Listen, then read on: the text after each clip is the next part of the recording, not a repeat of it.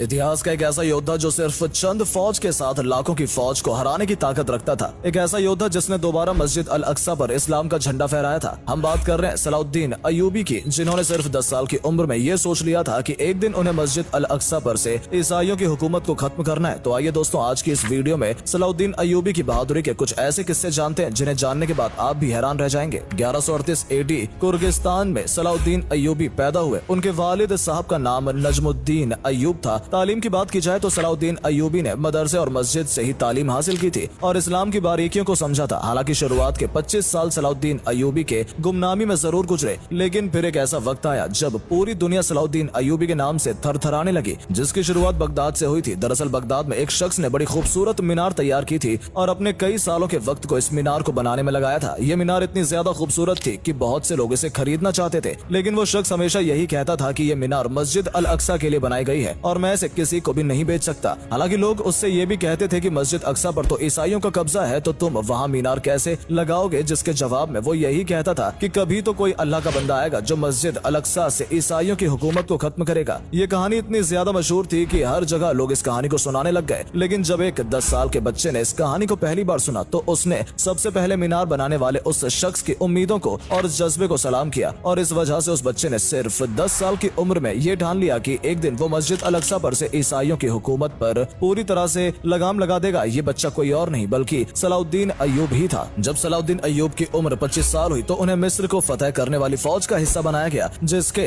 सिपह सलार उनके चचा शेर कोह थे। इस लड़ाई में उन्हें जीत हासिल हुई और सलाउद्दीन अय्यूबी को मिस्र का हकीम बना दिया गया। हालांकि जब सलाउद्दीन अय्यूबी के चचा का इंतकाल हो गया तो उसके बाद सलाउद्दीन अय्यूबी ने ही उनकी जगह ले ली और यहीं से सलाउद्दीन अय्यूबी की दास्तां शुरू हुई, जब उन्होंने 1570 ईस्वी में यमन और उसके आसपास के इलाकों पर भी फतह हासिल कर ली। लेकिन सलाउद्दीन अपना मकसद हरगिज नहीं भूले थे। वो अभी भी यही चाहते थे कि किसी तरह बस मस्जिद अल अक्सा पर से ईसाइयों का राज पूरी तरह से खत्म किया जाए, जैसे कभी उमर बिन खत्ताब ने 638 ईस्वी में फतह किया था, जिसकी वजह से एक वक्त में वहाँ भी इस्लाम का बोलबाला था। लेकिन परेशानी ये थी कि उस वक्त के खलीफा ने गैर मुस्लिम लोगों को भी बैतुल मुकद्दस में आकर तवाफ और जियारत करने की इजाजत दे दी थी, जो कि उनकी सबसे बड़ी गलती थी। और इतना ही नहीं बल्कि खलीफा ने यह भी इजाजत दे दी कि जो गैर मुस्लिम यानी ईसाई और बाकी मजहब के लोग अगर यरूशलेम में कुछ वक्त रहना चाहते हैं तो वो यहाँ कुछ दिन गुजार सकते हैं। बस फिर क्या था, ईसाइयों में अपनी खुशी का इजहार ज्यादा लोग नाच गाकर करते हैं और फिर यही हुआ। बैतुल मुकद्दस के आसपास ईसाइयों ने नाच गाना शुरू कर दिया और सबसे ज्यादा हैरानी की बात यह है कि जब उन्हें ऐसा करने से मना किया गया तो ईसाइयों को ऐसा लगने लगा कि मुसलमान उनके खिलाफ हैं, जबकि मुसलमानों ने उन्हें यरूशलेम में कुछ वक्त रहने की इजाजत दी थी। लेकिन इन ईसाइयों में एक नाम पीटर द हेरमिट था, जिसने ईसाइयों को भड़काना शुरू किया कि मुसलमान